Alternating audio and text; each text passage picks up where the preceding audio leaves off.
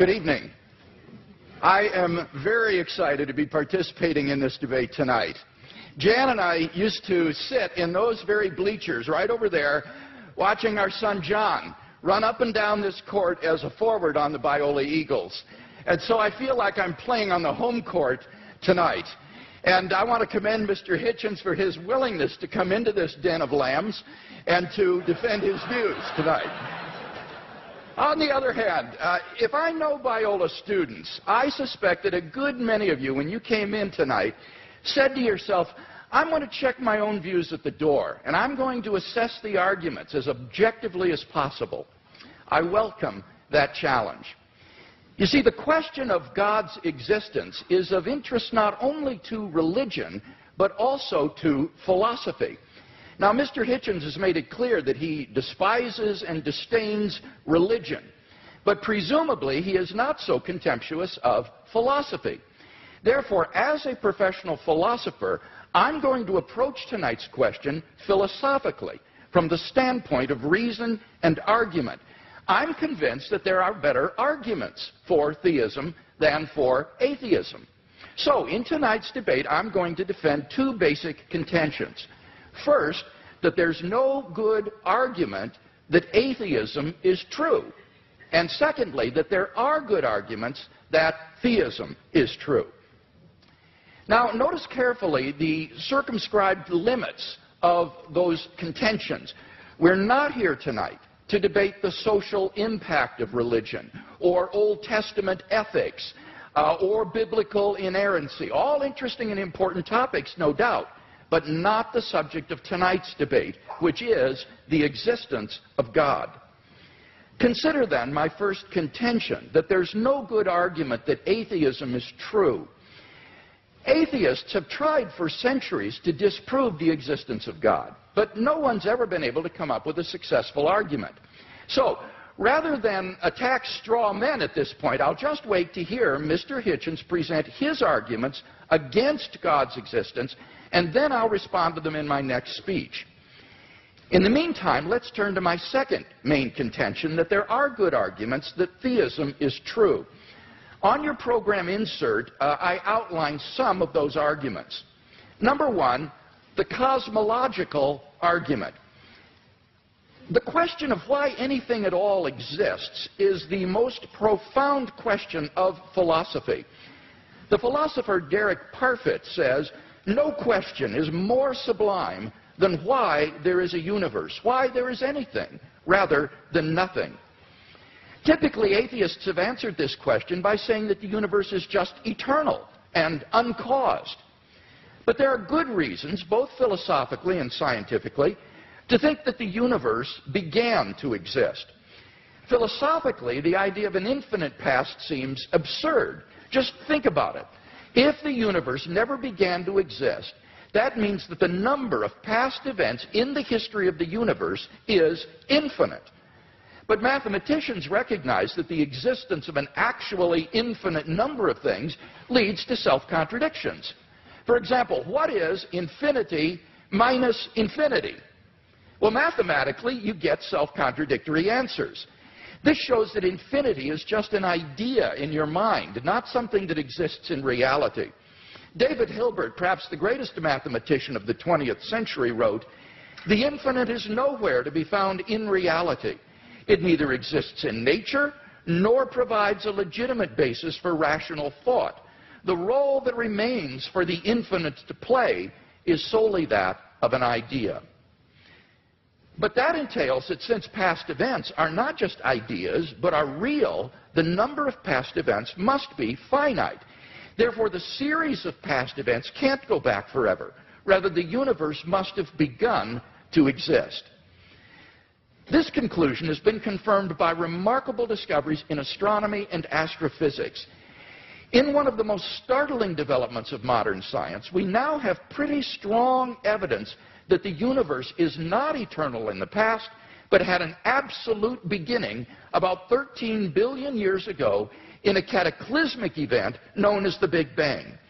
What makes the Big Bang so startling is that it represents the origin of the universe from literally nothing, For all matter and energy, even physical space and time themselves, came into being at the Big Bang. As the physicist P.C.W. Davies explains, the coming into being of the universe, as discussed in modern science, is not just a matter of imposing some sort of organization upon a previous incoherent state, but literally the coming into being of all physical things from nothing. Now, this puts the atheist in a very awkward position. As Anthony Kinney of Oxford University urges, a proponent of the Big Bang Theory, at least if he is an atheist, must believe that the universe came from nothing and by nothing. But surely that doesn't make sense. Out of nothing, nothing comes. So why does the universe exist instead of just nothing? Where did it come from? There must have been a cause which brought the universe into being. Now, as the cause of space and time, this being must be an uncaused, timeless, spaceless, immaterial being of unfathomable power. Moreover, it must be personal as well. Why? Because the cause must be beyond space and time. Therefore, it cannot be physical or material. Now, there are only two kinds of things that fit that description. Either an abstract object, like numbers, or else a personal mind.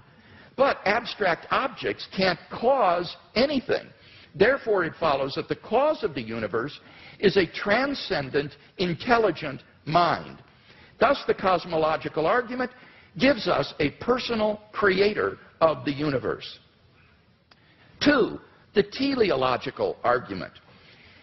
In recent decades, scientists have been stunned by the discovery that the initial conditions of the Big Bang were fine-tuned for the existence of intelligent life with a precision and delicacy that literally defy human comprehension.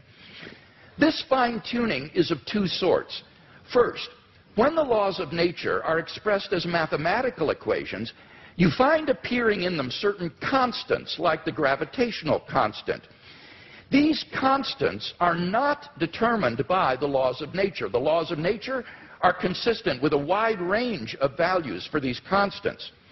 Second, in addition to these constants, there are certain arbitrary quantities put in as initial conditions on which the laws of nature operate. For example, the amount of entropy or the balance between matter and antimatter in the universe. Now, all of these constants and quantities fall into an extraordinarily narrow range of life-permitting values. Were these constants or quantities to be altered by less than a hair's breadth, the balance would be destroyed and life would not exist.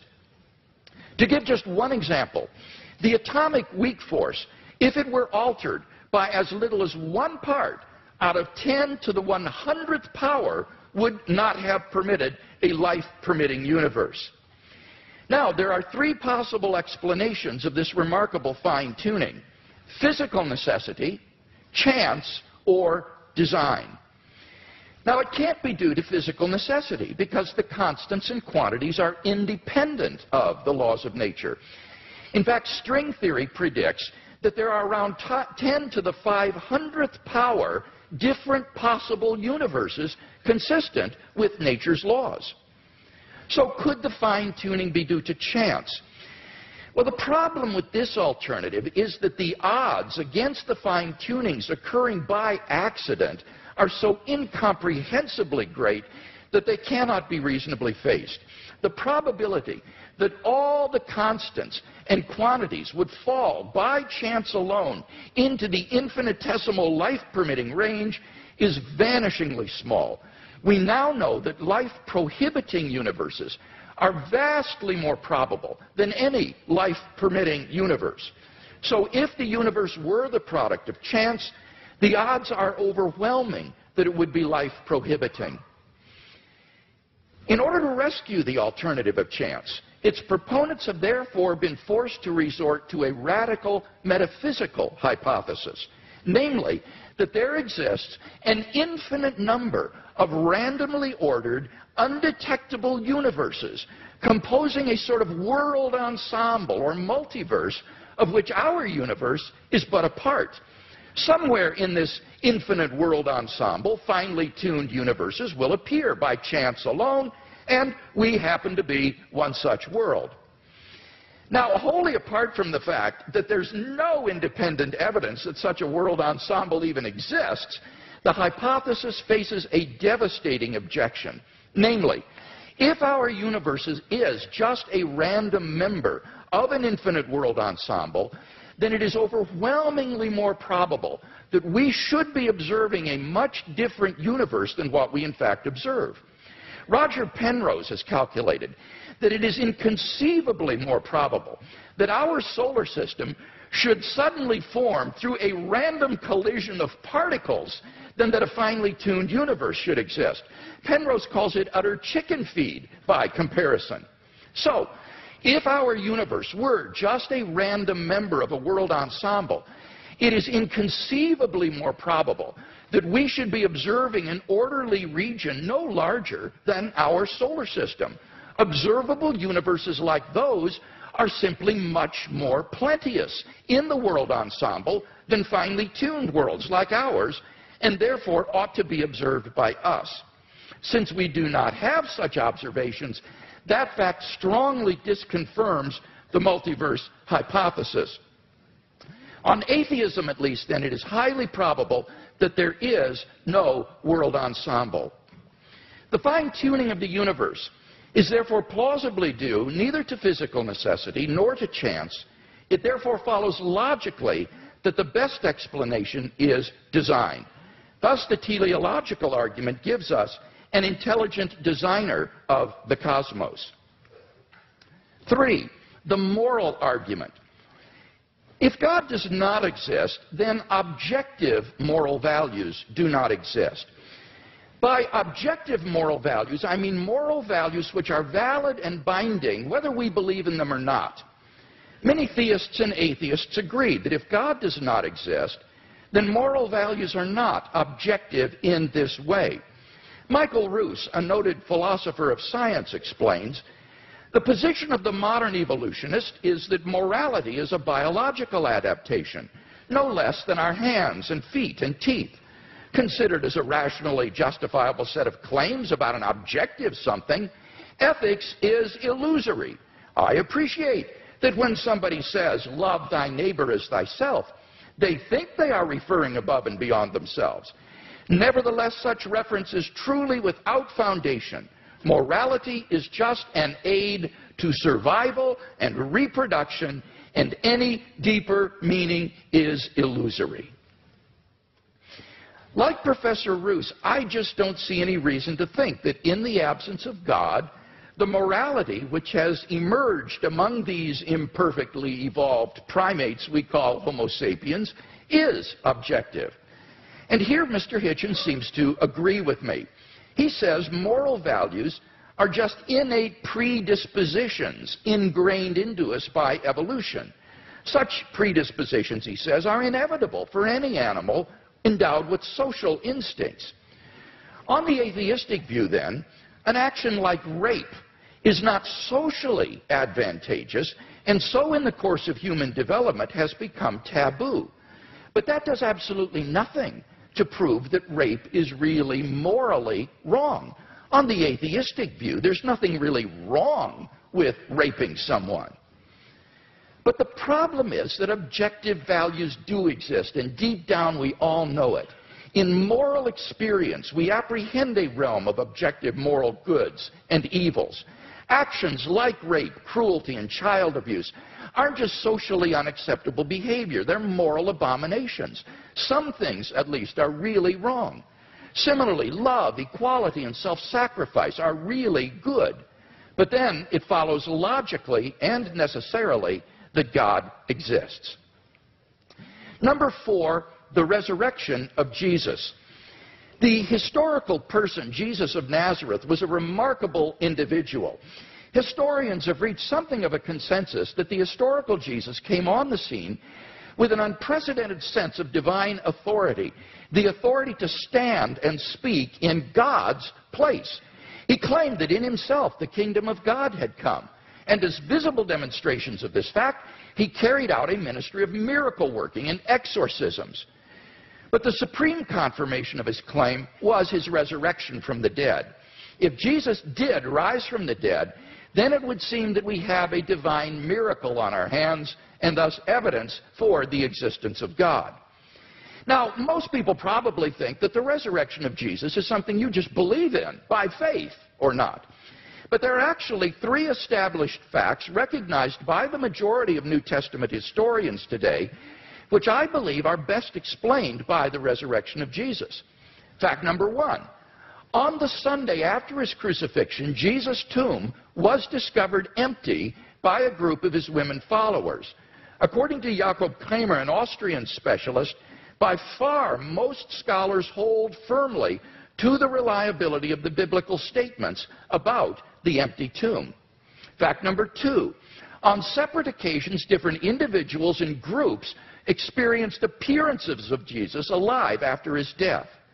According to the prominent New Testament critic Gerd Ludemann, it may be taken as historically certain that the disciples had experiences after Jesus' death in which Jesus appeared to them as the risen Christ.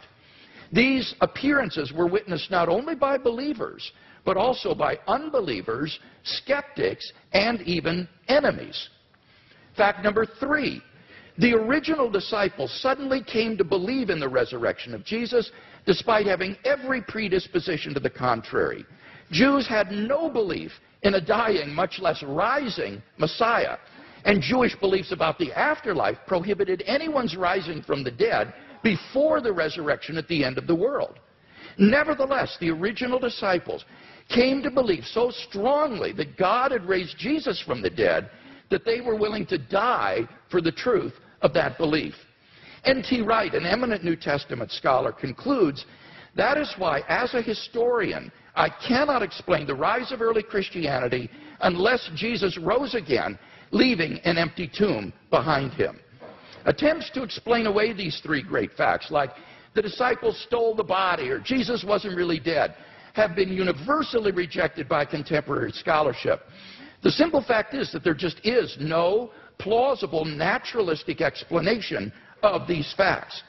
And therefore it seems to me the Christian is amply justified in believing that Jesus rose from the dead and was who he claimed to be. But that entails that God exists. Finally, number five, the immediate experience of God. This isn't really an argument for God's existence. Rather, it's the claim that you can know that God exists wholly apart from arguments, simply by immediately experiencing him. Philosophers call beliefs like this properly basic beliefs. They aren't based on other beliefs. Rather, they're part of the foundation of a person's system of beliefs. Other properly basic beliefs include the belief in the reality of the external world, the belief in the existence of the past and the presence of other minds like your own. When you think about it, none of these beliefs can be proved. But although these sorts of beliefs are basic for us, that doesn't mean they're arbitrary. Rather, they're grounded in the sense that they're formed in the context of certain experiences. In the experiential context of seeing and hearing and feeling things, I naturally form the belief in a world of physical objects. And thus my beliefs are not arbitrary, but appropriately grounded in experience. They're not merely basic, but properly basic. In the same way, belief in God is, for those who know him, a properly basic belief grounded in our experience of God. Now, if this is right, there's a danger that arguments for God's existence could actually distract your attention from God himself. If you're sincerely seeking God, then God will make his existence evident to you. We mustn't so concentrate on the external arguments that we fail to hear the inner voice of God speaking to our own hearts. For those who listen, God becomes an immediate reality in their lives. So, in conclusion then, we've seen 5 good arguments to think that God exists. If Mr. Hitchens wants us to believe instead that God does not exist, then he must first tear down all 5 of the arguments that I presented, and then in their place erect a case of his own to prove that God does not exist. Unless and until he does that, I think that theism is the more plausible worldview.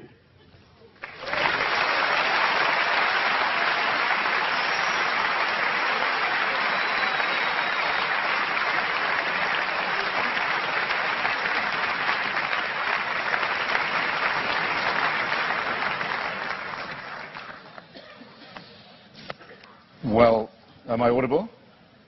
Am I audible to all? Yes. Well, ladies and gentlemen, brothers and sisters, comrades, friends, thanks for coming out, as Senator Larry Craig actually did say at his press conference.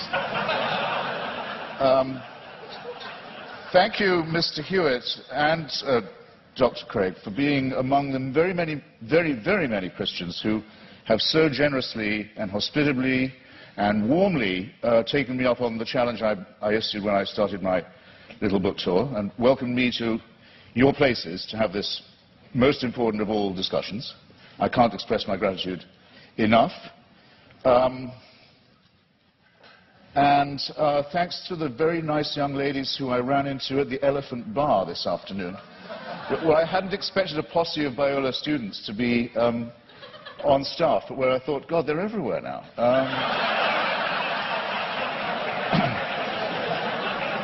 Now, what I have discovered in voyaging around this country and others in this debate, and just debating with Hindus, with Muslims, with the Jews, with Christians of all stripes, is that the arguments are all essentially the same for belief in the supernatural, for belief in faith, for belief in God, but that there are very interesting and noteworthy discrepancies between them.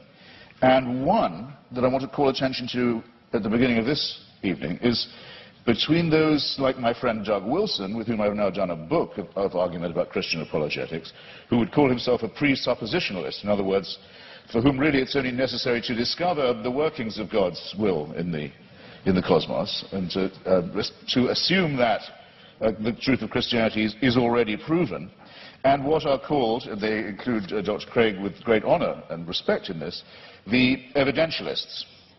Now, I want to begin by saying that this distinction strikes me first as a very charming distinction, and second as false, or perhaps as a distinction without a difference. Well, why do I say charming? Because I think it's rather sweet that people of faith also think they ought to have some evidence. And I think it's progress of a kind. After all, if we had been having this debate in the mid-19th century, Professor Craig or his equivalent would have known little or probably nothing about the laws of physics and biology. Maybe even less than I know now, which is to say quite a lot in its way. And they would have grounded themselves, or he would have grounded himself, on faith, on Scripture, on revelation, on the prospect of salvation, on the means of grace, and the hope of glory, and perhaps on Paley's natural theology.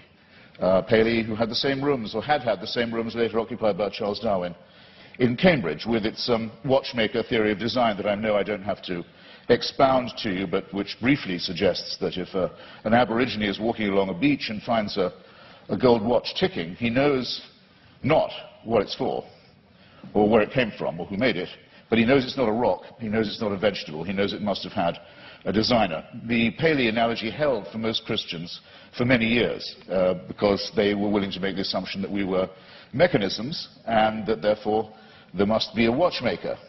But now that it's been, here's where the presuppositionalist versus evidentialist dichotomy begins to kick in. Now it's been rather painstakingly and elaborately demonstrated, to the satisfaction of most people, I don't want to just use arguments from authority, but it's not very much contested anymore, that we are not designed as creatures, but that we evolved by a rather laborious combination of random mutation and natural selection into the species that we are today. It is, of course, open to the faithful to say that all this was, now that they come to know it, now that it becomes available to everybody, now that they think about it, and now that they've stopped opposing it or trying to ban it, then they can say, actually, on second thought, the evolution was all part of the design. Well, as you will recognize, ladies and gentlemen, there are some arguments I can't be expected to refute or rebut, because there's no way around that argument. I mean, if everything, including evolution, which isn't a design, is nonetheless part of a divine design, then all the advantage goes to the person who's willing to believe that. That cannot be disproved. But it does seem to me a very poor and very weak argument, because the test of a good argument is that it is falsifiable, not that it's unfalsifiable. So this I would therefore, this tactic or this style of argument, which we've had some evidence of this evening, I would rebaptize, or might I dare say I would rechristen it, as retrospective evidentialism. In other words, everything can, in due time, if you have enough faith, be made to fit. And you too are all quite free to believe that a sentient creator deliberately, consciously put himself, a being, put himself or herself or itself to the trouble of going through huge epochs of birth and death of species over eons of time, in which 99%, in the course of which at least 99.9% of all species, all life forms ever to have appeared on Earth have become extinct, as we nearly did as a species ourselves. I invite you to look up the very alarming and beautiful and brilliant account by the National Geographic's coordinator of the Genome Project. By the way, you should send in your little sample from the inside of your cheek and have your African ancestry traced. It's absolutely fascinating to follow the mitochondrial DNA that we all have in common and that we have in common with other species, other primates and other life forms, and find out where in Africa you came from. But there came a time, probably about 180,000 years ago, when, due to a terrible climatic event, probably in Indonesia, an appalling global warming crisis occurred. And the estimate is that the number of humans in Africa went down to between 40 and 30,000. This close, think about fine-tuning, this close to joining every other species that had gone extinct. And that's our Exodus story, is that somehow, we don't know how, because it's not written in any scripture, it's not told in any book, it's not part of any superstitious narrative, but somehow the escape from Africa to cooler latitudes was made. But that's how close it was. You have to be able to imagine that all this mass extinction and death and randomness is the will of a being. You are absolutely free to believe that if you wish. And all of this should happen so that one very imperfect race of evolved primates should have the opportunity to become Christians or to turn up at this gym tonight. That all of that was done with us in view. It's a curious kind of solipsism. It's a curious kind of self-centeredness. I was always brought up to believe that Christians were modest and humble and comported themselves with due humility. And there's a certain arrogance to this assumption that all of this extraordinary development was all about us. And we were the intended and designed result, and everything else was in the discard. The tremendous wastefulness of it, the tremendous cruelty of it, the tremendous caprice of it, the tremendous tinkering and incompetence of it, never mind. At least we're here, and we can be people of faith. It doesn't work for me, I have to simply say that, and I think there may be questions of psychology involved in this as well. Believe it if you can. I can't stop you. Believe it if you like. You're welcome. It's obviously impossible, as I said before, to disprove, and it equally obviously helps you to believe it if, as we all are, you're in the happy position of knowing the outcome. In other words, we are here, but there's a fallacy lurking in there somewhere too. Is there not? Now, it's often said, it was said tonight, and Dr. Craig said it in print, that atheists think they can prove the non-existence of God. This, in fact, very slightly but crucially misrepresents what we've always said. And there's nothing new about the new atheists, it's just we're recent. There's nothing particularly new. Dr. Victor Stenger, a great scientist, has written a book called The Failed Hypothesis, which he says he thinks that science can now license the claim that there definitely is no God. But he's unique in that, and I think very bold and courageous. Here's what we argue. We argue quite simply that there's no plausible or convincing reason, certainly no evidential one, to believe that there is such an entity, and that all observable phenomena, including the cosmological one to which I'm coming, are explicable without the hypothesis. You don't need the assumption.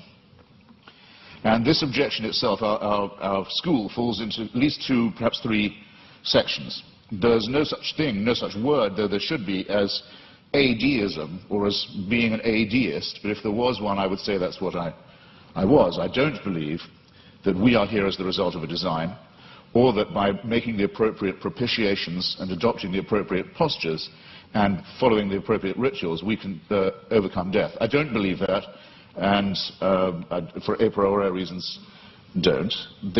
If there was such a force, which I cannot prove by definition that there was not, if there was an entity that was responsible for the beginning of the cosmos, and that also happened to be busily engineering the very laborious production of life on our little planet, it still wouldn't prove that this entity cared about us, answered prayers, cared what church we went to, or whether we went to one at all, cared who we had sex with, or in what position, or by what means, cared what we ate, or on what day, cared whether we lived or died. There's no reason at all why this entity isn't completely indifferent to us.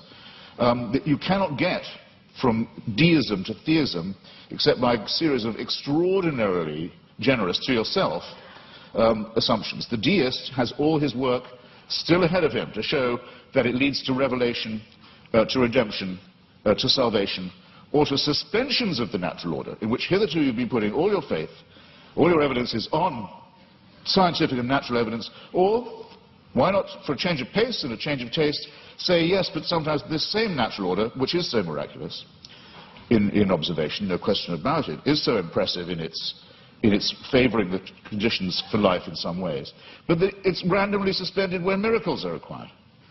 So with caprice and contempt, these laws turn out not to be so important after all, as long as the truth of religion can be proved by their being rendered inoperative. This is having it both ways in the most promiscuous and exorbitant manner in my submission. Bear in mind also that these are not precisely the differences between Dr. Craig and myself, I mean, morally or intellectually equivalent claims. After all, Dr. Craig, to win this argument, has to believe and prove to a certainty. He's not just saying there might be a God, because he has to say there must be one, otherwise we couldn't be here and there couldn't be morality. It's not a contingency for him. I have to say that I appear as a skeptic who believes that doubt is the great engine, the great fuel of all inquiry, all discovery, and all innovation, and that I doubt these things. The disadvantage, it seems to me, in the argument goes to the person who says, no, I know it, it must be true, it is true. We are too early in the study of physics or biology, it seems to me, to be dealing in certainties of that kind, especially when the stakes are so high. It seems to me, to put it in a condensed form, extraordinary claims, such as the existence of a divine power with a son who cares enough to come and redeem us, extraordinary claims require truly extraordinary evidence. I don't think any of the evidence we heard from Dr. Craig, brilliantly marshalled as it was extraordinary enough to justify the extreme claims that are being made and backed by it. Hypocrisy, said La Rochefoucauld, is the compliment that vice pays to virtue. Retrospective evidentialism strikes me in something of the same sort of light. It's a concession made to the need for fact. Maybe we better have some evidence to go along with our faith, but look at what Dr. Craig says in his book. He says, I'll quote directly, he says, should a conflict arise between the witness of the Holy Spirit to the fundamental truth of the Christian faith and beliefs based on argument and evidence, then it is the former which must take precedence over the latter. He adds not vice versa, but a good editor, I think, would have told you, you don't have to put the vice versa in. It's clear enough as it is. I'll say it again. Should a conflict arise between the witness of the Holy Spirit to the fundamental truth of the Christian faith and beliefs based on argument and evidence, then it's the former which must take precedence over the latter. That's not evidentialism. That's just faith. It's a priori belief. It's rephrased in another edition. It says, therefore, the role of rational argumentation in knowing Christianity to be true is the role of the servant. A person knows Christianity is true because the Holy Spirit tells him it is true. And while argument and evidence can be used to support this conclusion, they cannot legitimately overrule it. Now, then he goes on to say, the Bible says all men are without excuse. Even those who are given no reason to believe, and many persuasive reasons to disbelieve, have no excuse, because the ultimate reason they do not believe is that they have deliberately rejected God's Holy Spirit. That would have to be me. But you see where this lands you, ladies and gentlemen, with the Christian apologetic. You're told you're a miserable sinner who is without excuse. You've disappointed your God who made you, and you've been so ungrateful as to rebel. You're contemptible, you're worm-like, but you can take heart, The whole universe was designed with just you in mind. These two claims are not just mutually exclusive, but I think they're intended to compensate each other's cruelty and ultimately absurdity. In other words, evidence is an occasional convenience. Seek and ye shall find. I remember being told that in church many a time as a young lad. Seek and ye shall find. I thought it was a sinister injunction, because it's all too likely to be true. We are pattern-seeking mammals and primates. If we can't get good evidence, we'll go for junk evidence. If we can't get a real theory, we'll go with a conspiracy theory. You see it all the time. Religion's great strength is that it was the first of our attempts to explain reality, to make those patterns take some kind of form. It deserves credit. It was our first attempt at astronomy, our first attempt at cosmology, in some ways our first attempt at medicine, our first attempt at literature, our first attempt at philosophy. Good. While there was nothing else, it had many functional uses of that kind. Never mind that they didn't know that germs cause disease. Maybe evil spirits cause disease. Maybe disease is a punishment. Never mind that they believed in astrology rather than astronomy. Even Thomas Aquinas believed in astrology. Never mind that they believed in devils. Never mind that things like volcanic eruptions, earthquakes, tidal waves were thought of as punishments, not as natural occurrences on the cooling crust of a planet. The pattern seeking has gone too far. And it's gone, I think, much too far with what was until recently thought of as Christianity's greatest failure, greatest of all failures, cosmology. The one thing Christianity knew nothing about and taught the most abject nonsense about. For most of its lifetime, Christianity taught that the earth itself was the center of the universe, and we had been given exclusive dominion as a species over it. Could not have been more wrong. How are we going to square the new cosmology, the fantastic new discoveries in physics, with the old dogmas? Well, one is the idea of this fine-tuning, about which I've only left myself 3.5 minutes. I'll have to refer some of this to later in the discussion. This is essentially another form of pattern seeking on the basis of extremely limited evidence. Most physicists are very uncertain, as they have every right to be. In fact, I would say, for physicists, that as they have the duty to be at the moment, extremely uncertain about the spatio-temporal dimensions of the original episode, the Big Bang as it's sometimes called. We're in the very, very early stages of this inquiry. We hardly know what we don't know about the origins of the universe. We're viewing it from an unimaginable distance, not just an unimaginable distance in space. We're perched on a tiny rock in an extremely small suburb of a fairly minor galaxy, trying to look to discern our origins, but also at an unbelievable distance in time. And we claim the right to say, we can see the finger of God in this process. It's an extraordinarily arrogant assumption. It either deserves a Nobel Prize in physics, which it hasn't yet got, I notice. I don't know any physicist who believes these assumptions are necessary, or it deserves a charge of hubris. Let me make 3 tiny, quick objections to it as it stands, and I'm no more a physicist than most of you are. I'll make these lay objections. 1, was there pre-existing material for this extra spatio-temporal being to work with? Or did he just will it into existence, the ex nihilo? Who designed the designer? Don't you run the risk with the presumption of a God and a designer and an originator of asking, well, where does that come from, where does that come from, and locking yourself into an infinite regress? Why are there so many shooting stars, collapsed suns, failed galaxies? We can see with the aid of a telescope. Sometimes we can see with the naked eye. The utter failure, the total destruction of gigantic, unimaginable sweeps of outer space. Is this fine-tuning, or is it extremely random, capricious, cruel, mysterious, and incompetent? And have you thought of the nothingness that's coming? We know we have something now, and we speculate about what it might have come from, and there's a real question about ex nihilo, but nihilo is coming to us.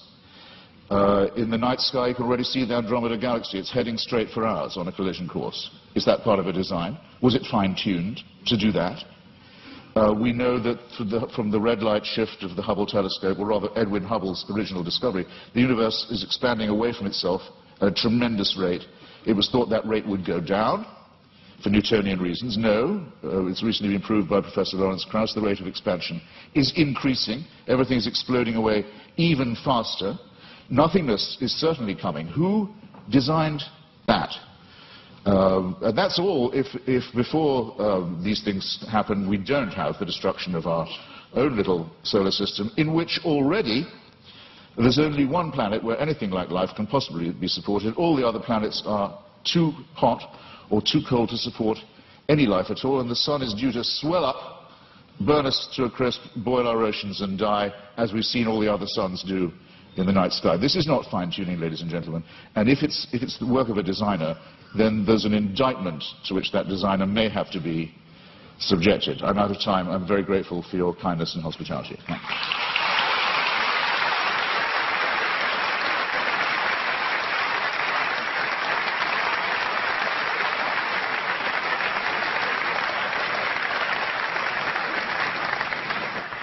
Dr. Craig, a 12-minute rebuttal.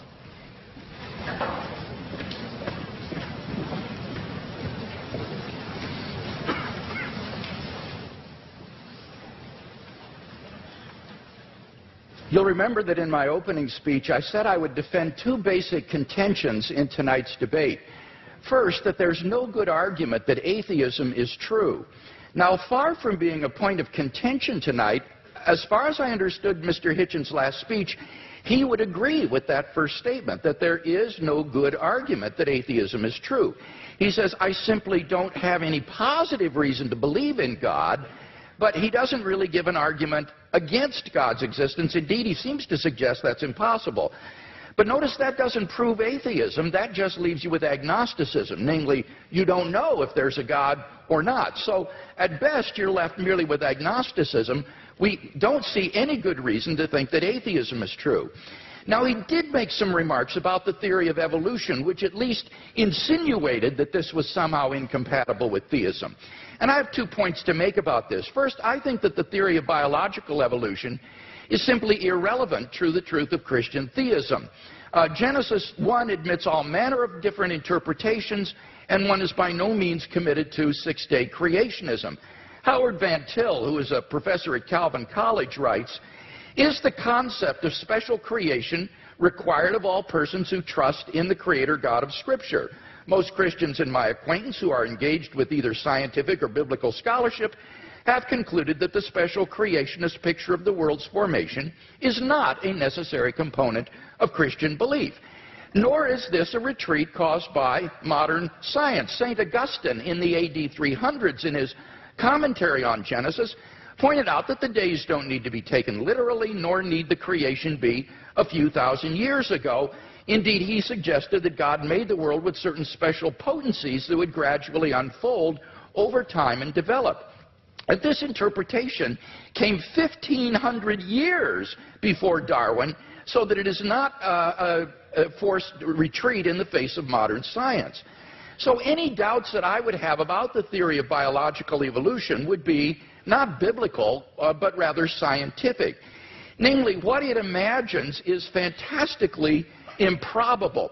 Barrow and Tipler, two physicists, in their book The Anthropic Cosmological Principle, list 10 steps in the course of human evolution, each of which is so improbable that before it would occur, the sun would have ceased to be a main sequence star and incinerated the Earth. And they calculate the probability of the evolution of the human genome to be somewhere between 4 to the negative 180th power to the 110,000th power, and 4 to the negative 360th power to the 110,000th power. So if evolution did occur on this planet, it was literally a miracle, and therefore evidence for the existence of God. So I don't think this is an argument for atheism. Quite the contrary. It really provides good grounds for thinking that God superintended the process of biological development.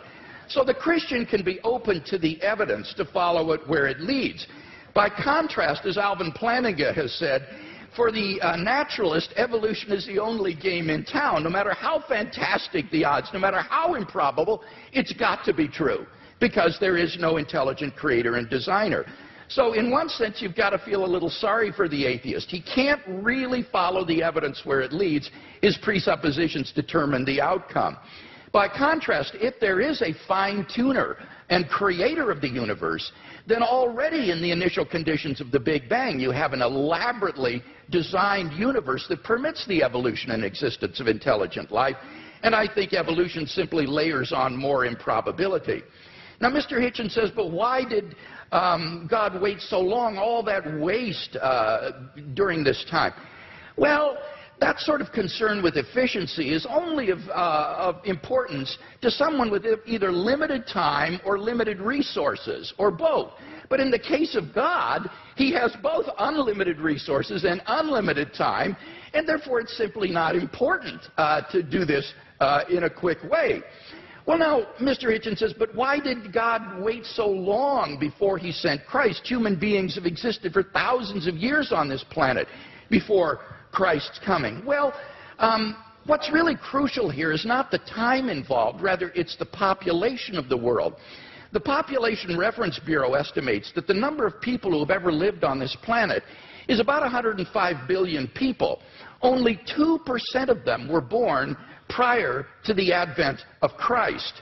Eric Krapes of the Survey Research Center at the University of Michigan's Institute for Social Research says, God's timing couldn't have been more perfect.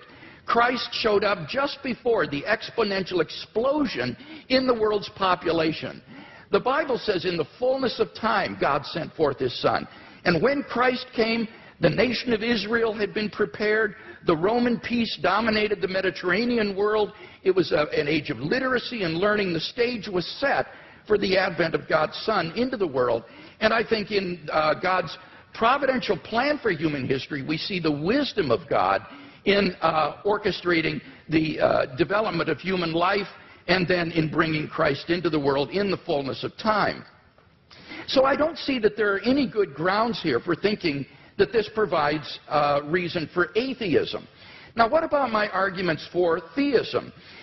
Mr. Hitchens had some general remarks here. He says it's difficult to get from deism to theism. Now, I want to point out that's a false use of these terms. This is simply confused. Deism is a type of theism. Theism is the broad worldview that God exists. Deism is a specific kind of theism that says God has not revealed himself directly in the world. Now, my arguments are a cumulative case for Christian theism. They add up to the belief in the God that has been revealed by Jesus of Nazareth. Now, Mr. Hitchens says, but you must prove this with certainty. Not at all. I am not claiming these arguments demonstrate Christian theism with certainty. I'm saying that this is the best explanation of the data when you compare it with other competing hypotheses. I think it's more probable than not. He quotes me as to saying the Holy Spirit's witness is the basis for knowing Christianity to be true, and I affirm that. I think the fundamental way in which we know Christianity is true is through the objective inner witness of God's Holy Spirit, what I called the immediate knowledge of God himself in my fifth point. On the basis of that, we have a properly basic belief in the existence of God and the truth of Christianity. But when it comes to showing someone else that what we know through the witness of the Holy Spirit is true, here we appeal to argument and evidence as I've done tonight. And the arguments and evidence that I've appealed to are largely deductive arguments. This isn't retrospective evidentialism. These are deductive arguments. If the premises are true, then you cannot deny the conclusion on pain of irrationality because the conclusions follow with logical necessity from the premises. So the only way to deny the conclusion is you've got to show me which of the premises are false. That's why you've got that program insert with the premises in your program for these arguments. Mr. Hitchens needs to identify which premises of the argument he rejects as false if he's to reject the conclusions. Now, with respect to my cosmological argument, notice that he didn't dispute whatever begins to exist has a cause, nor did he dispute the philosophical and scientific arguments for the beginning of the universe. All he asked was the question, was there pre-existent material? The answer is no, there was not. As Barrow and Tipler point out, at this singularity, space and time came into existence. Literally nothing existed before the singularity. So if the universe originated at such a singularity, we would truly have a creation ex nihilo, that is, out of nothing. And this isn't talking religion, folks. This is talking contemporary cosmology. So the first argument, it seems to me, is unrefuted. What about the fine-tuning argument? Here he said, well, scientists are terribly uncertain about the fine-tuning argument. Well, I think that's simply not the case. Sir Martin Rees, the Royal Astronomer Royal of Great Britain, has said, the laws governing our universe appear to be finely tuned for our existence. Everywhere you look, there are yet more examples. Wherever physicists look, they see examples of fine-tuning. Ernest McMullen, philosopher of science, says it seems safe to say that later theory, no matter how different it may be, will turn up approximately the same numbers. And the numerous constraints that have to be imposed on these numbers seem both too specific and too numerous to evaporate entirely. So that it's very unlikely that this fine-tuning is going to vanish or be explained away. Now, Mr. Hitchens responds, but we're headed toward nothingness. We're ultimately going to be doomed, and therefore the universe is not designed. Well, now, this is not a very powerful objection. The temporal duration of something is irrelevant to whether it's been designed. The products of human intelligence and engineering, like computers and automobiles, will eventually decay and cease to exist, but that doesn't mean they weren't designed. I think the real objection he's getting at here is, why would God create mankind only to have it go extinct? But of course, you see, on the Christian view, that's false. That is an atheistic assumption. On the Christian view, life does not end at the grave, and God has given assurance of this by raising Jesus from the dead. So the objection simply has no purchase against Christian theism. So it seems to me that the fine-tuning argument is also unrefuted. What about the moral argument? We saw that without God there are no objective moral values. Mr. Hitchens agrees with this. And yet he himself affirms over and over again moral statements, like the moral reprobation of religious intolerance and violence in the name of religion. So he does affirm objective values, but without any basis for it. What I can offer him as a theist is a transcendent basis for the objective moral values and duties that we both want to affirm. Fourthly, the resurrection of Jesus. Again, there was no response to this. Let me simply quote N.T. Wright in his recent study of the resurrection. He says that the empty tomb and the appearances of Jesus have a historical probability so high as to be virtually certain, like the death of Augustus in A.D. 14 or the fall of Jerusalem in A.D. 70. So we are on very solid ground in affirming these three facts that I mentioned in my opening speech, and I can't think of any better explanation than the ones that the eyewitness gave, namely that God raised Jesus from the dead. Finally, the immediate experience of God. Unless Mr. Hitchens can show that I'm psychologically deranged or delusional, it seems to me I'm perfectly rational on the basis of my immediate experience of God to believe that God exists and that therefore this for me is a properly basic belief. So I think all of these arguments stand intact despite his refutation. We've seen no argument for atheism, so clearly the weight of the evidence falls on the side of the scale for Christian theism tonight.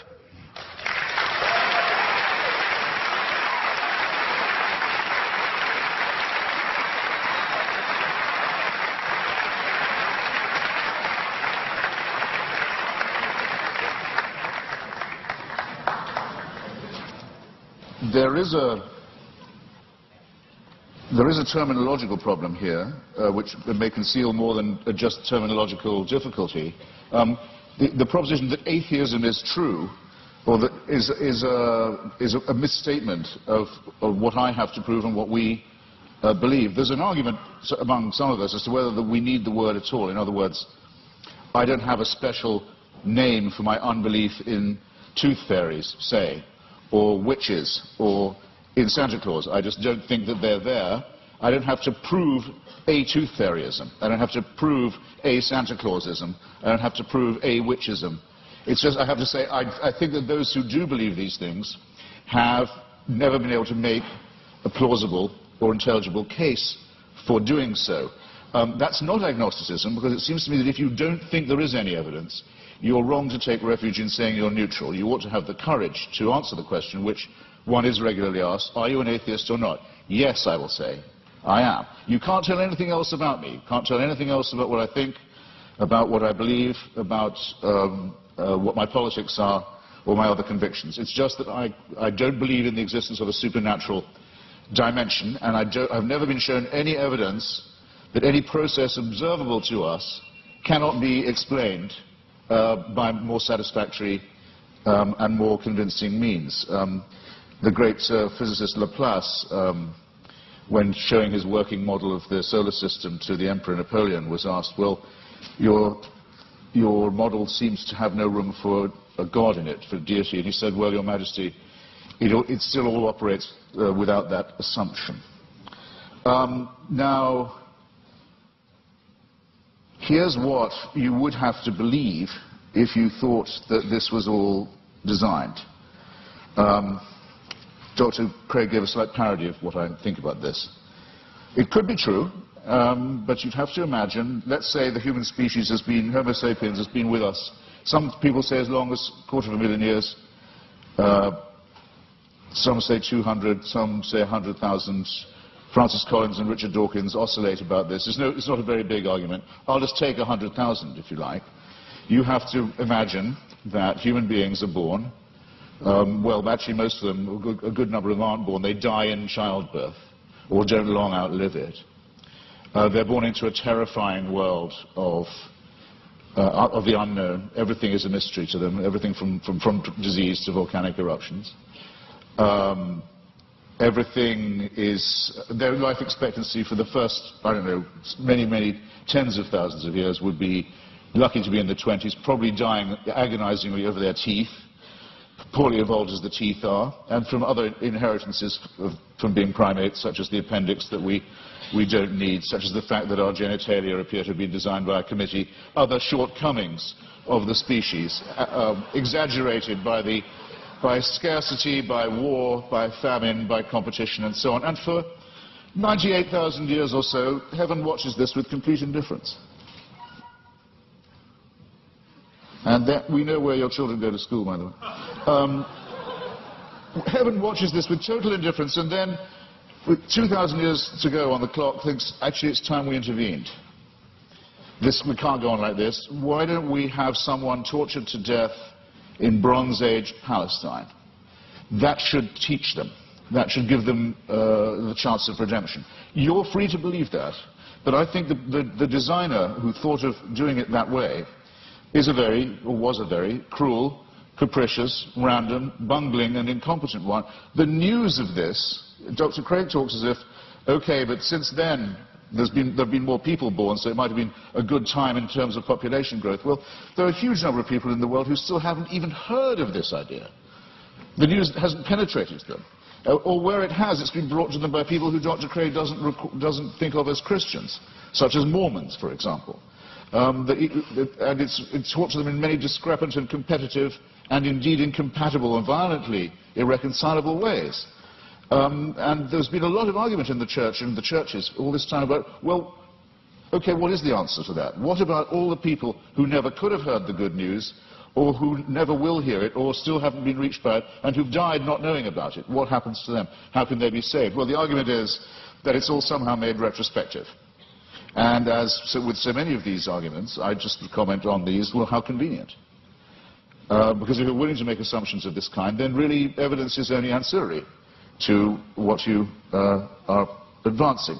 Now, I didn't have the chance. Oh, and just on Mr. Wright, sorry, I scrawled a note to myself.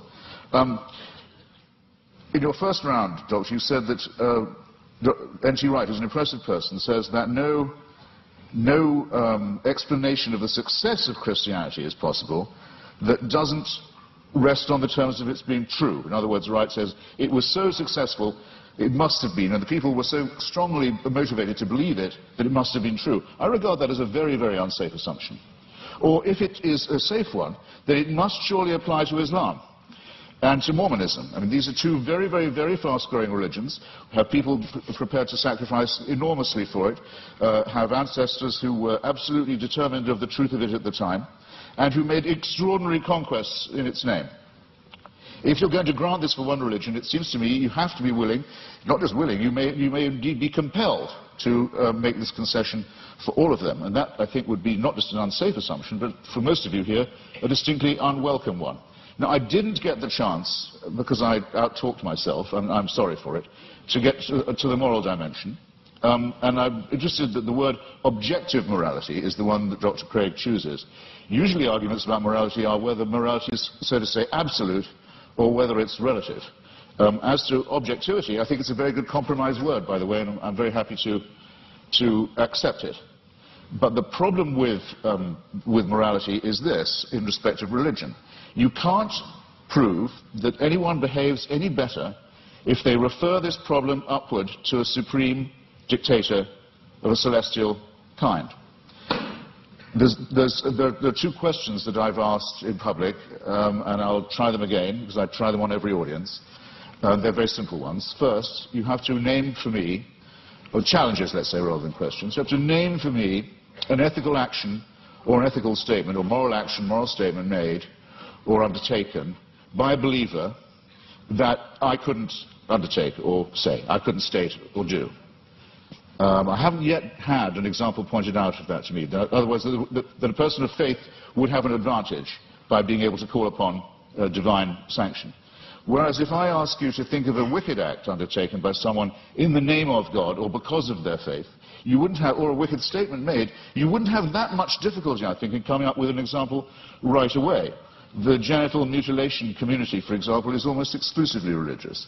The suicide bombing community is almost exclusively religious. There are injunctions for genocide in the Old Testament. There are injunctions and warrants for slavery and racism in the Old Testament too. There's simply no way of deriving morality and ethics from the supernatural.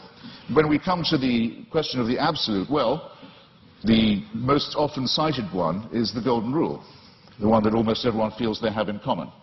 The injunction not to do to others as you wouldn't want them to do to you. This doesn't, in fact, come from the Sermon on the Mount or from Christianity, or it doesn't originate with it. It's certainly adumbrated by Rabbi Hillel, a Babylonian rabbi, and it's to be found in the Analects of Confucius too. But it has, since we're talking about objective, relative, and absolute, a crucial weakness in it, unfortunately. We'd like to be able to follow it, but it's only really as good as the person who's uttering it. In other words, if I say, I won't treat you as I don't want you to treat me, what am I to do when confronted with Charles Manson? I want him treated in a way that I wouldn't want to be treated myself. Anything else would surely be completely relativistic. So the argument isn't at all advanced by saying that I couldn't know any of this. I couldn't have any moral promptings. I couldn't decide for myself if I see a pregnant woman being kicked in the stomach, that because she's pregnant, that's obviously worse than if it was just a woman who wasn't pregnant being kicked in the stomach. This is part of my patrimony as a human being. It's part of the essential emotional solidarity that I need to have with my fellow creatures to make us realize that we are brothers and sisters, one with another. We are dependent upon each other. We have duties. We have expectations of one another. And that if we didn't have these and try and fulfill them, we couldn't have got as far as we have. We couldn't have evolved as a species. We couldn't have ever had a society. There's never been a society found where rape and murder and perjury are not condemned. And these moral discoveries long, or absolutes if you want to call them that, long predate the arrival of anything recognizable as monotheism. It's a bit like the argument of free will. People say, well, how do you have free will? Do you think you do have it? Well, it's a very, very difficult subject indeed. Some religions say you don't, in effect, have it. That all is determined by heaven. You're really only a plaything in a larger game. I take that to be some of the point of Calvinism. There are some schools of Islam also that say it is only as Allah wills. There's no will of yours really involved, as long as you're willing to make the prostration and the obedience. So the connection between religion and free will isn't as simple, as easy as some people like to think it is. But I would say, yes, I think we have free will. When asked why I think so, I would have to take refuge in philosophical irony and say, because I don't think we have any choice but to have free will. But at least I know at this point that I'm being ironic. and that some of the irony is at my own expense, and it's a risk I have to be willing to run. But the Christian answer is, of course you have free will. The boss insists upon it.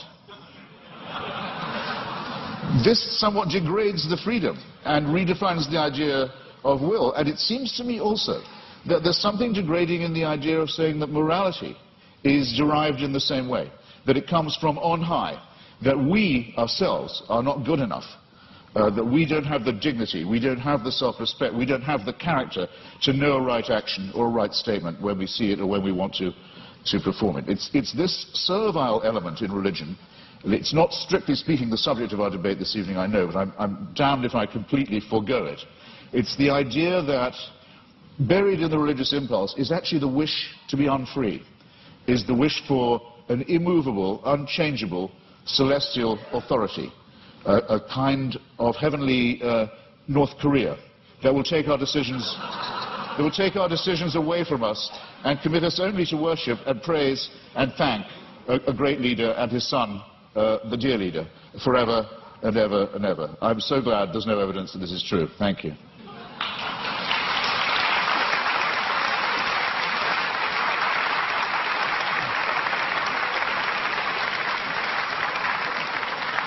We now enter the period of cross-examination, which trial-like allows the questioner to pose and the answer only to answer and not to repeat the question or to dodge.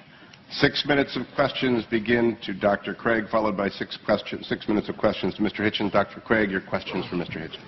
All right. Let's talk first about whether there are any good arguments to think that atheism is true. Now, it seems to me that you're rather ambivalent here, that you say, you redefine atheism to mean a sort of atheism or non-theism. That's what it means. But how do you distinguish then the different varieties of non-theism? For example, what is normally called atheism, agnosticism, or the view of verificationists that the statement God exists is simply meaningless? Well, I mean, there are different schools of atheism, as you say, but there's no claim I know how to make that says atheism is true, because atheism is the statement that a certain proposition isn't true. So I wish you'd get this bit right, because there you go again. Well, I just devoted a little time to this. I said it is not in itself a belief or a system. It simply says you can get by better, probably, we think, without the assumption that no one who wants you to worship a God has ever been able to come up with a good enough reason to make you do it. Now, so the point is, though, that on your definition of atheism or non-theism, it really embodies a diversity of views, such as agnosticism, what is normally called atheism, or this verificationism. Now, which of those do you hold to within this umbrella of atheism? Are you an atheist who asserts the proposition God does not exist, or do you simply withhold belief in God in the way the agnostic does? Right. On some days, I'm a great... No, I'm not going to do you that much of a favor. On some days, I'm a great admirer of Thomas Huxley, who had the great debate with Bishop Wilberforce in Oxford at the Natural History Museum about Darwinism in the mid-19th century, who was known as Darwin's bulldog. We would now say Darwin's pit bull, and who completely trounced the good bishop. But I can't thank him for inventing the term agnostic. And I can't thank him for some of his social Darwinist positions either, some of which are rather unattractive. I need an answer to this. Unattractive, My time yes. is fleeting. Because I think agnosticism is evasive. To me, yes, if you talk about the power of the Holy Spirit and so forth, to me, that is meaningless. It's to me, I'm sorry, I've tried. It's white noise. It's like saying there is only one God and Allah is his messenger. It's gibberish to me. There are many of us, I'm sorry, there are just many of us of whom this is the case. It may be true, it is true. Okay, Mr. Hitchens, I got to press you here, because time is leaving. Feel free. What is your view exactly? Press away.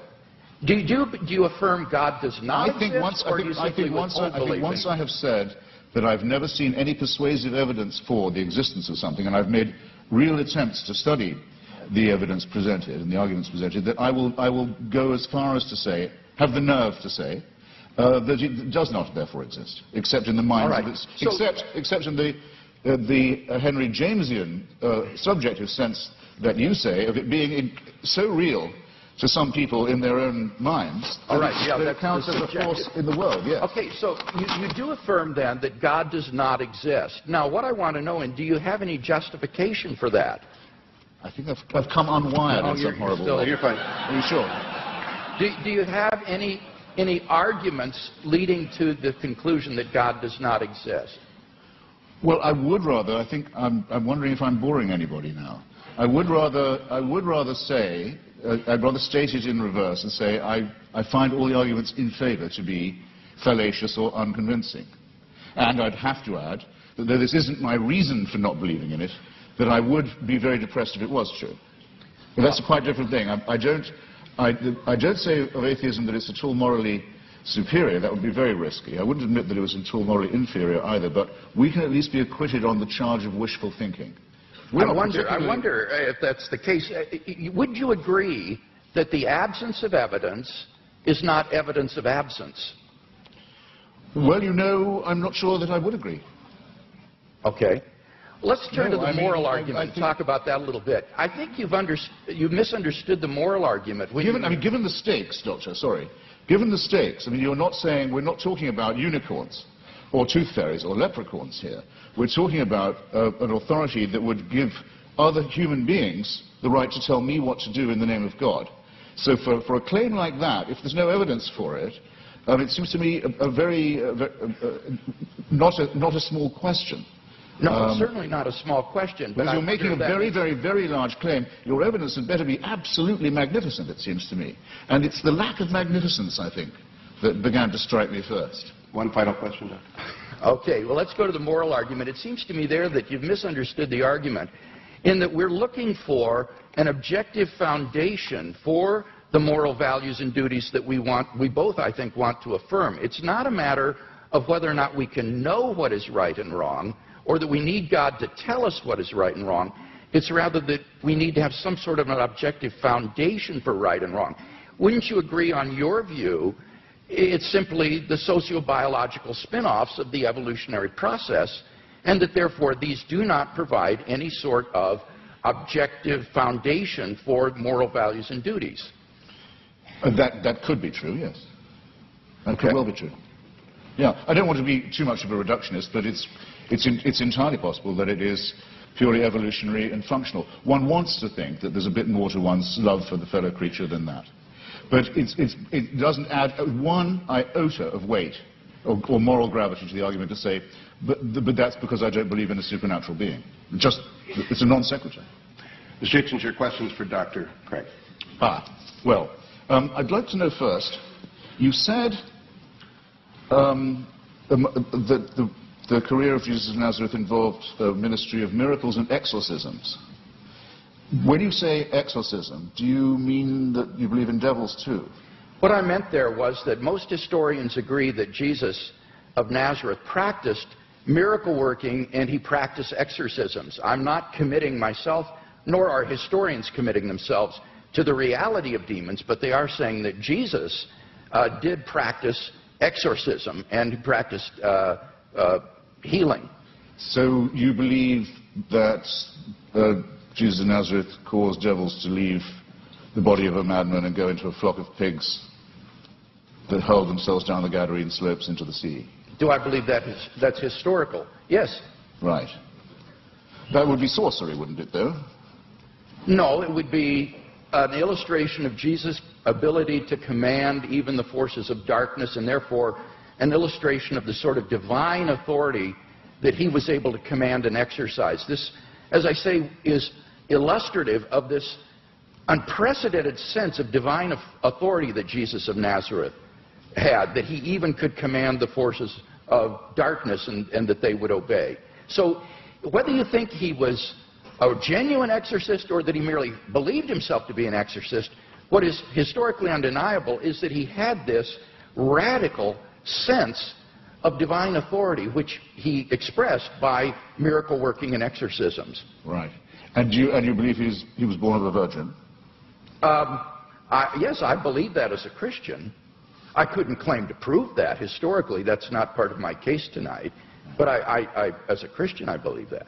And I know you believe in the resurrection, but yes, as a matter of biblical, what shall we call it, consistency, it's said in one of the Gospels that at the time of the crucifixion, all the graves of Jerusalem were opened, and all the tenants of the graves walked the streets and greeted their old friends. It makes the resurrection sound rather commonplace in the greater Jerusalem area. That's in the Gospel of Matthew, and that's actually attached to a crucifixion narrative. That's what I said. It says at the time of the crucifixion. Yes, that's right. At the time of the crucifixion, it says that there were appearances of Old Testament saints in Jerusalem at the time. This is part of Matthew's description of the crucifixion scene. Do you believe that? I don't know whether Matthew intends this to be apocalyptic imagery or whether he means this to be taken literally. I've not studied it in any depth, and I'm open-minded about it. I'm willing to be convinced one way or the other. You see, the reason I'm pressing you is this because, we know from Scripture that the pharaohs, the magicians, could produce miracles. In the end, Aaron could outproduce them. But what I'm suggesting to you is even if the laws of nature can be suspended and great miracles can be performed, it doesn't prove the truth of the doctrine of the person who's performing them. Or would you not agree to that? Not necessarily. I think that's right. So somebody could be casting out devils from pigs, and that wouldn't prove he was the Son of God. I think that's right. In fact, there were Jewish exorcists. The only point that I was trying to make there was that this was illustrative of the kind of divine authority that Jesus claimed, especially since he didn't cast them out in God's name, where he didn't perform miracles by praying to God. He would do them in his own authority. So that Jesus exercised an authority that was simply unheard of at that time, and for which he was eventually crucified because it was thought to be blasphemous. Well, it was thought to be blasphemous to claim to be the Messiah, to be exact. The people who got the closest look at him, the Jewish Sanhedrin, thought that his claims were not genuine. So remember, if you're resting anything on eyewitnesses, the ones who we definitely know were there thought he was bogus. But, okay, I think I've got a rough idea, assuming you make that assumption of his pre-existing divinity, that it's a presuppositionalist case, I can see what you're driving at. Well, no, I've got another question for you, which is this. How many religions in the world do you believe to be false? I don't know how many religions in the world there are, so I Well, could you name... Right. Fair enough. I'll see if I can't narrow that down. That was a clumsily asked question, I admit. Do you regard any of the world's religions to be false? Do you regard any of the world's religions to be false preaching? Yes, I think, certainly. Would you name one, then? Islam. That's quite a lot. Pardon me? That's quite a lot. Yes. Do you think it's moral to preach false religion? No. So religion is responsible for quite a lot of wickedness in the world right there? Certainly. Right. I'd be happy to concede that. I would agree with that. So if I was a baby being born in Saudi Arabia today, would you rather I was me or a Wahhabi Muslim? Would I be? Would you rather it was me? It was an atheist baby or a Wahhabi baby?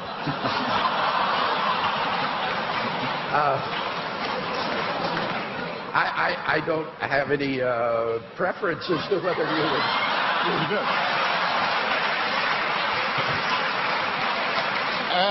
As bad as that. Okay. I'm sorry. I've only got a few seconds. It's a serious question. I shouldn't squander it. Are there any Christian denominations you regard as false? Certainly. Could I know what they are? Well, I'm not a Calvinist, for example. I think that certain tenets of Reformed theology are incorrect. I would be more in the Wesleyan camp myself. But these are differences among brethren. These are not differences on which we need to put one another in some sort of a cage. So within the Christian camp, there's a large diversity of perspectives. I'm sure there are views that I hold that are probably false. But I'm trying my best to get my theology straight, trying to do the best job, but I think all of us would recognize that none of us agree on every point of Christian doctrine, on every dot and tittle. Before Mr. Hitchens succeeds in launching another series of religious wars among Christians, let's get to the... Let's get to the responses. 7 minutes are each. Dr. Craig, it is your 7 minutes. Okay.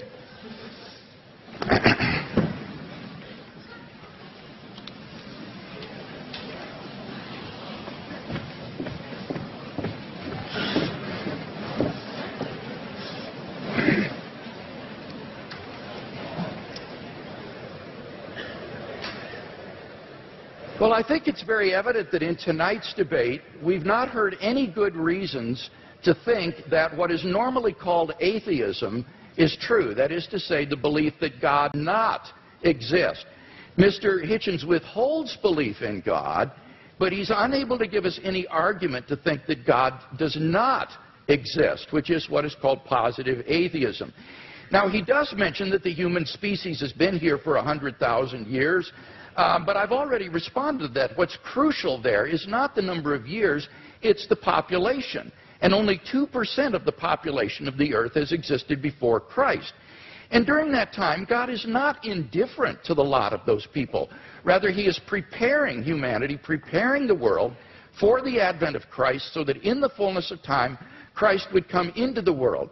And those people who lived apart from Christ, God cared for them as well and provided for them. The Bible says, ever since the creation of the world, God's invisible nature, namely his eternal power and deity, has been clearly perceived in the things that have been made. Paul says that from one man, God made every nation of men, that they should inhabit the whole earth. And he determined the times set for them and the exact places that they should live. He did this so that men would seek him and perhaps reach out for him and find him, for he is not far from each one of us, for in him we live and move and have our being.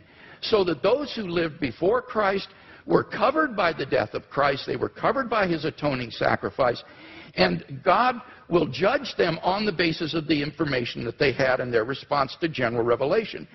Similarly, for those who haven't heard of the gospel yet today, they will be judged on the basis of the information that they do have and how they respond to that.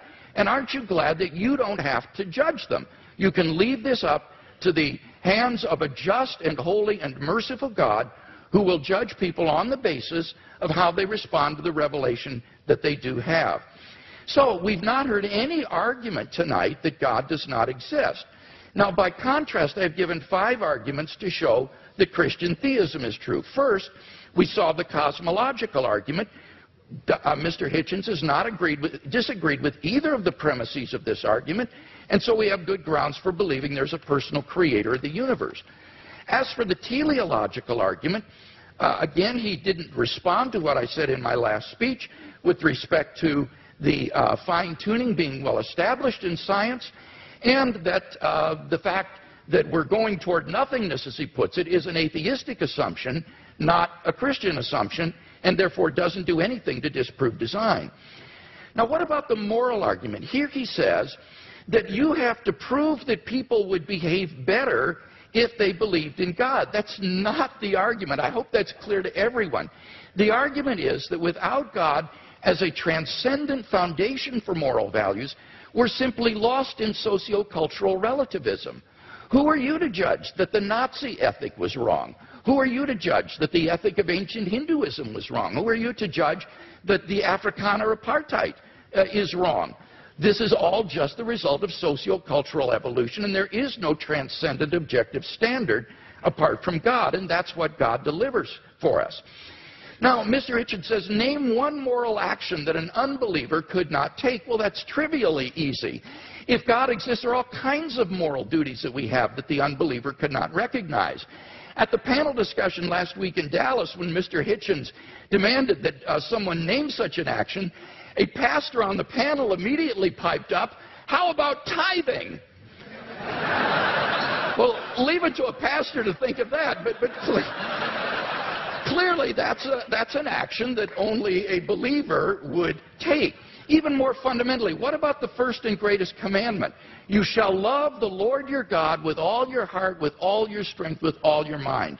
That is an action that only a believer can take. No unbeliever can discharge even this most fundamental of moral duties. But in any case, all of this is beside the point with respect to the moral argument. The point is that on atheism, there are no moral obligations for anybody to fulfill. In nature, whatever is right, and Mr. Hitchens is unable to provide any sort of objective foundation for moral values. Massimo Pigliucci is a philosopher of biology. This is what he has to say. He says, on atheism, there is no such thing as objective morality. Morality in human cultures has evolved, and what is moral for you might not be moral for the guy next door, and certainly is not moral for the guy across the ocean. And what makes you think that your personal morality is the one and everybody else is wrong? What we call homicide or rape, he said, is very, very common among different kinds of animals. Lions, for example, commit infanticide on a regular basis. Now, are these kinds of acts to be condoned? I don't even know what that means, because the lion doesn't understand what morality is. Morality, he says, is an invention of human beings. It's just a convention that human beings have adopted to live together, but it has no objectivity. And that's what I offer Mr. Hitchens tonight, is a solid, transcendent foundation for the moral values that I think he so desperately wants to affirm. What about the resurrection of Jesus? Here he misunderstood N.T. Wright's argument. N.T. Wright's argument is not that the success of Christianity means that it's true. That would apply to Islam and Mormonism. Rather, N.T. Wright's argument is that the origin of the disciples' belief that God had raised Jesus from the dead is so un-Jewish, it is so uncharacteristic, that you have to explain what would bring them to adopt so radical a mutation of Jewish belief as belief in a dying Messiah and a rising Messiah. And he says the only thing he can think of that would explain this is the empty tomb and the post-mortem appearances of Jesus. And that's why Wright concludes that these have a certainty that is comparable to the fall of Jerusalem in AD 70. So you've got to get the argument right if you're going to deal with it. And in fact, I think the only explanation of these facts is the one the disciples gave, that God raised Jesus from the dead. Finally, the immediate experience of God has remained untouched. God is real to me, and unless I'm delusional, I'm perfectly within my rational rights to believe in God on the basis of this experience, just as I believe in the reality of the external world or the reality of the past on the basis of my experience. So I think in sum we've got 5 good reasons for believing that Christianity is true, no reason to think atheism is true, and therefore I think Christianity is clearly the more rational worldview.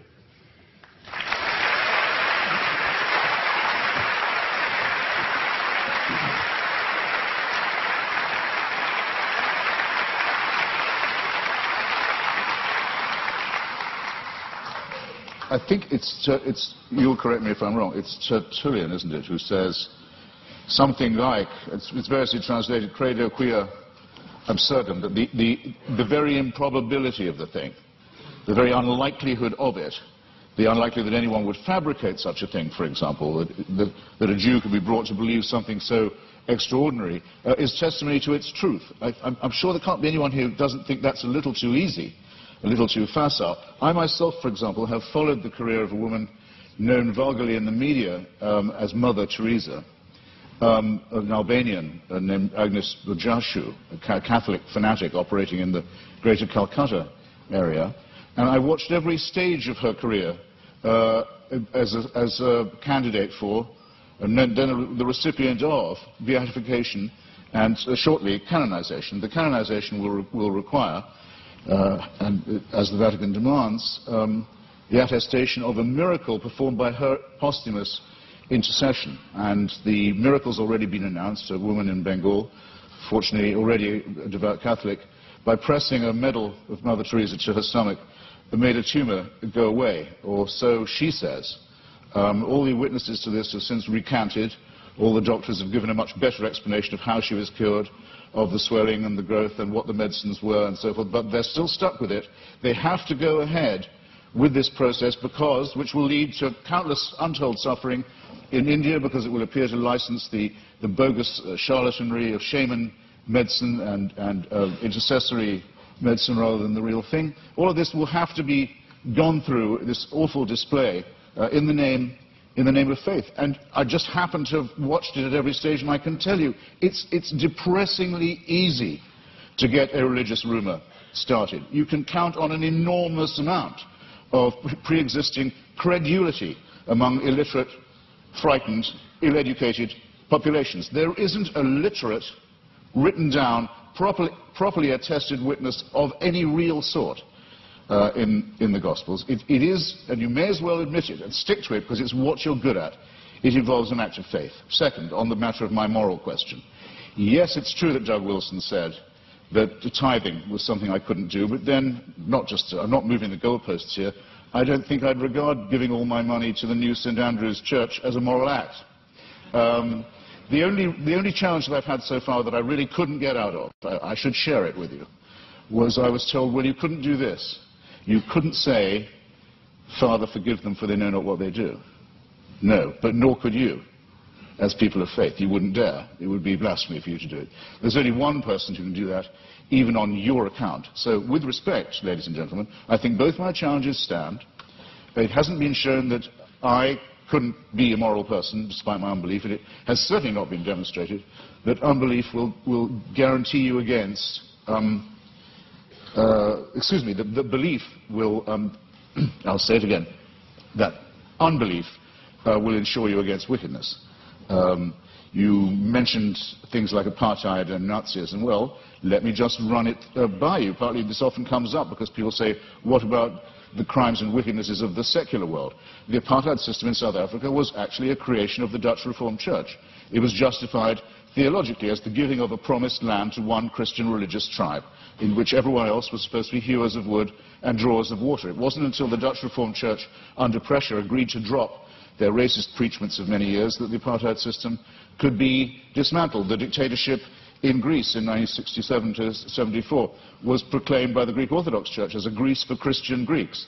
The Russian Orthodox Church at present, maybe this is one of the churches you don't recognize as Christian, I don't know, but has currently become the bodyguard of the Vladimir Putin dictatorship in Russia. They are now producing, the Russian Orthodox Church, actual icons with halos around them of Joseph Stalin for distribution to extreme Russian nationalists and chauvinists for whom the church has become the spiritual sword and buckler. In Nazi Germany, prayers were said every year on the Führer's birthday by order of the churches for his survival and well-being. The first concordat signed by Hitler and by Mussolini in both cases was with the Vatican. If you take out the word fascist from any account of the 1920s and 30s, any reputable historical account, and you insert the words Christian right wing or actually Catholic right wing, you don't have to change a word of the rest of the sentence. And the third member of the Axis, the Japanese Empire, was led by someone who actually claimed he was himself a god, and to whom everyone in Japan was a serf, and had to admit his godhead and divinity. And it was said to all of them, where would we know without the emperor? How would we know what to do? How would we know what a right action was? Without him, there would be screwing in the streets. There would be chaos. No one would know their bearings. Without our God, we would be rudderless. Many Japanese people, in fact, it's pitiful to report, still actually believe that. Now, I want to say, in other words, that religion is the outcome of unresolved contradictions in the material world. That if you make the assumption that it's man-made, then very few things are mysterious to you. If you make the assumption that religion is man-made, then you would know why, it would be obvious to you why, there are so many religions. When you make the assumption that it's man-made, you will understand why it is that religion has been such a disappointment to our species, that despite innumerable revivals, innumerable attempts again to preach the truth, innumerable attempts to convert the heathen, innumerable attempts to send missionaries all around the world, that the same problems remain with us, that nothing is resolved by this, that if all religions died out, or all were admitted to be false, instead of, as all believers will tell you, only some of them are false. In other words, we're faced with the preposterous proposition that religion are either all of them true, or none of them true, or only one exclusive preachment is true. And none of these seem to me coherent, and all of these seem to be the outcome of a man-made cult. Assume that all of them were discredited at the same time, all of our problems would be exactly what they are now? How do we live with one another? Where indeed do morals and ethics come from? What are our duties to one another? How shall we build the just city? How shall we practice love? How shall we deal with the baser, what Darwin called the lowly stamp of our original origins, which comes not from a pact with the devil or an original sin, but from our evolution as well? All these questions, ladies and gentlemen, would remain exactly the same. Emancipate yourself from the idea of a celestial dictatorship, and you've taken the first step to becoming free. Thank you.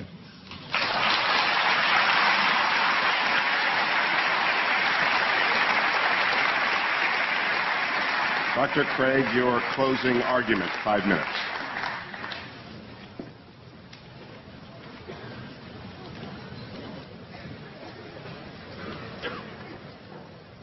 In my final speech, I'd like to try to draw together some of the threads of this debate and see if we can come to some conclusions. First, have we seen any good arguments tonight to think that God does not exist? No, I don't think we have. We've heard attacks upon religion, Christianity impugned, God impugned, Mother Teresa impugned, but we haven't heard any arguments that God does not exist. Mr. Hitchens seems to fail to recognize that atheism is itself a worldview, and it claims alone to be true, and all the other religions of the world false. It is no more tolerant than Christianity with respect to these other views. He asserts that he alone has the true worldview, atheism. The only problem is he doesn't have any arguments for this worldview. He just asserts it. So it seems to me that if you're going to have a worldview and champion it tonight, you've got to come to a debate prepared to give some arguments, and we haven't heard any. He did have an argument about evolution, but when I explained that, it actually turned out to be supportive of theism. Evolution actually provides evidence for the existence of a designer of the universe. So we've not heard any good arguments to think that atheism is true. Now, I presented 5 reasons to think that theism is true. And this is what God, or the God hypothesis, does give you. He asks, what does it give us? It explains a broad range of human experience, philosophical, ethical, scientific, historical, experiential. I find the attraction of the God hypothesis is that it is so powerful in making sense of the way the world is. For example, the God hypothesis explains the origin of the universe. Mr. Hitchens has completely dropped this point in tonight's debate when we saw that, in fact, scientific and philosophical evidence points to a beginning of the universe out of nothing, and therefore to a transcendent personal creator of the cosmos. The teleological argument, the fine-tuning that is established in the initial conditions of the universe, not to speak of in the biological complexity that then ensued. And again, Mr. Hitchens has dropped that in the course of the debate tonight. So we have a creator and an intelligent designer of the cosmos. Thirdly, the moral argument. We saw that without God, there are no objective moral values. And here Mr. Hitchens has consistently distorted the argument. He's portrayed the argument as, how would we know moral values if we didn't believe in God? We don't need to believe in a tyrant in order to find moral values. Unbelief doesn't produce wickedness. That is all irrelevant. The point is that there is no foundation on a naturalistic worldview for the moral values and duties that we both want to affirm. And he agrees with that. This is what he says, and I quote. He says, our innate predisposition to both good and wicked behavior is precisely what one would expect to find of a recently evolved species that is half a chromosome away from chimpanzees. Primate and elephant and even pig societies show considerable evidence of care for others, parent-child bonding, solidarity in the face of danger, and so on. As Darwin put it, any animal whatever endowed with well-marked social instincts would inevitably acquire a moral sense or conscience as soon as its intellectual powers had become as well developed as in man. That is the sociobiological explanation of morality. The problem is that moral sense that develops in pig societies, chimpanzees, baboons, and Homo sapiens is illusory on atheism, because there are no objective moral duties or values that we have to fulfill, and that's what the theist can offer Mr. Hitchens. And so I want to invite Mr. Hitchens to think about becoming a Christian tonight.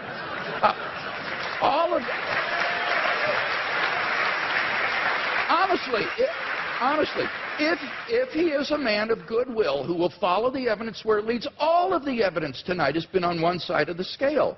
And he wants to affirm objective moral values, so why not adopt theism? The resurrection of Jesus has gone unrefuted. The argument is not that it's too improbable to be false. The argument is that you need a historically sufficient explanation to explain why the disciples came to believe this. And there isn't one apart from the empty tomb and appearances. It's not a matter of rumor because the empty tomb was public knowledge in Jerusalem. It would be impossible for Christianity to flourish in Jerusalem in the face of an occupied tomb. Finally, the immediate experience of God. If there's anybody watching or listening to the debate tonight who hasn't found God in a personal, experiential way, then I want to invite you as well to think about becoming a Christian. I became a Christian as a junior in high school, and it changed my entire life. And I believe that if you'll look into it honestly with an open mind and an open heart, that it can change your life as well.